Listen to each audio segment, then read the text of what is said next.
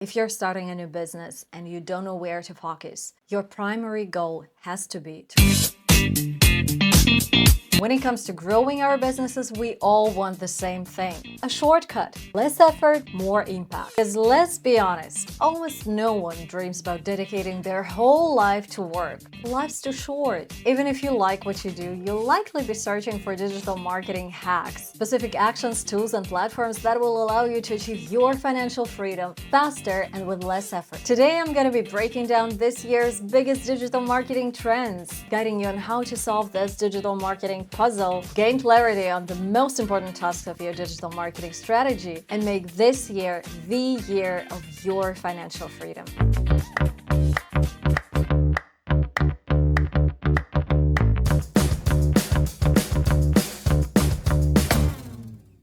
Many small business owners tend to focus on growing their social media following, since it appears to be one of the easiest ways to get their attention initially. I mean, in the beginning, the only resource you need is your time. There's only one catch with social media, which I believe you have to keep in mind, and this is crucial. While the number of subscribers is significant, in the end, it's just a vanity metric, a social proof metric that doesn't always correlate with business growth. I mean, you do feel proud of yourself when someone subscribes for your YouTube channel, for instance. That means that your effort paid off in a way. Your content helped someone. That is why I have already mentioned it in this video, and I'm gonna say it again. On social media, you don't even own your account. The company that created this social media platform owns it, and they can terminate your social media presence at any time. I mean, I don't want to scare you off. That doesn't mean it's gonna happen to you, but I just want you to be realistic and cautious. That's why, if you're starting a new business and you don't know where to focus, your primary goal has to be to create one funnel, which means create one free product, one paid product, and select one platform, one source of traffic that fits your business model. And eventually, the goal of this funnel is to grow your email list. So should I stop my social media activity altogether? You should definitely ramp up your social media efforts. What I mean is, don't get too comfortable even with thousands of subscribers. The key here is that direct contact. Email marketing is still the king. That also means that this metric, your email list, should be one of the key metrics in your digital marketing performance. So make sure you are tracking it each month. Which brings us to the next key thing that you should do this year to double your business, which I kind of already mentioned. Are you sure that you have consciously created your funnel? And if the answer is, yeah, I'm driving traffic to my website, that's not a funnel. A funnel ensures that people subscribe to your email list, buy free products and special offers. Even if they don't purchase right away, you'll continue to be on their radar. And by the way, I just want to make it clear, we are discussing the strategic kind of thing here. But that also means you should have some content to share with your audience, and that content has to be interesting and engaging. Because guess what? If you're not providing any value, your potential customers will just unsubscribe. So let me ask you again, have you consciously created your funnel? If you answered yes, here's a metric you might want to track. It might have different names, but basically it's how much you're paying for one subscriber. Do you know that figure? If you don't, it's time to put that task in your marketing plan. However, if you don't have a funnel, you might be probably asking, which funnel is the best this year? If you're longing for the answer, here it is. I don't know. I mean, there's literally not a single person in the world who have explored all the acquisition tools, all the funnels, and all the platforms. You might want to look up a few case studies on your niche, but basically the main goal is to test different funnels yourself. Here's something I say a lot, and I truly believe it. There are many roads to success. For instance, you sell handmade jewelry, right? And once you post a new piece to Instagram, create a few reels, it sells in days. That's great. You've even made some profits, right? But imagine that there are dozens of such funnels out there with dozens of tools that you can use.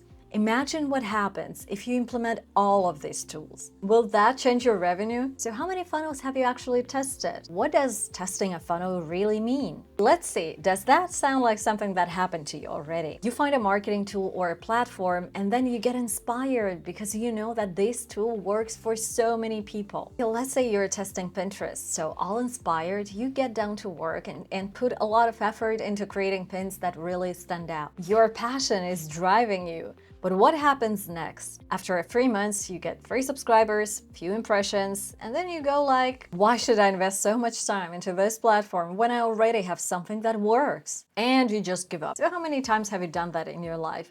I've certainly done that a lot.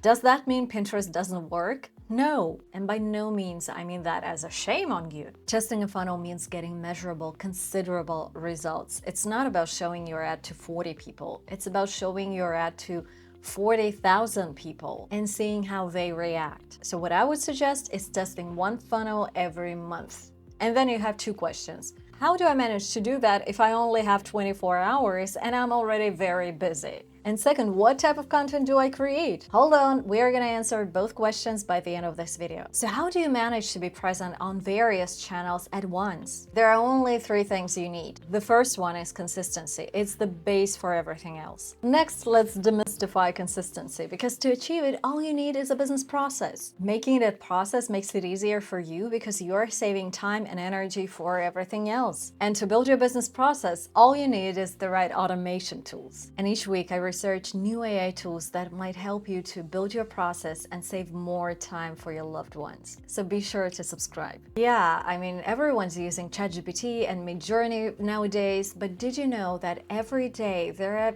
dozens, maybe even hundreds of new AI tools released? To be everywhere across all the social platforms. Depending on your main platform, all you need to do is learn how to repurpose your content. And I already have a video on how to repurpose your video content, but I'm gonna create another one on how to run image and text content in one tool. Okay, but even with AI, what kind of content should I create first? One thing I would advise you though is finding your voice before you start creating content with AI. As we're moving towards automation with the speed of light, I still can't find a single person who enjoys content created by AI, especially if that's video content. While everyone's busy leveraging AI and automating social media content such as posts and carousels, you can do exactly the opposite. Take time to find your voice, understand what you stand for, and you'll cut through the noise because you'll be unique and different. Alright, so what type of content should I create? Let's think about it. There are various social media platforms, right? And on each of the platforms, there are two primary types of content, usually. On Instagram, it's images and short videos. On YouTube, it's long-form videos and short videos. On Pinterest, it's images and short-form videos. On Facebook, there are texts, images, and short-form videos. On Twitter, there are texts, images, and short-form videos. Short videos have become a big trend in marketing and on social media. And by leveraging short-form content, you can cover 6 platforms: YouTube, Instagram, Facebook, TikTok, Pinterest, and Twitter. 6. If I were thinking on which type of content I should make, I would definitely go after short-form content. It's suitable for almost every niche and it takes less resource to create it. I'm gonna create a separate video on how to brainstorm viral ideas for short-form videos, so be sure to subscribe. Thanks for watching. I hope it was useful, and if it was, let me know. I'm humbled you joined me today. Thanks for watching and see you next week.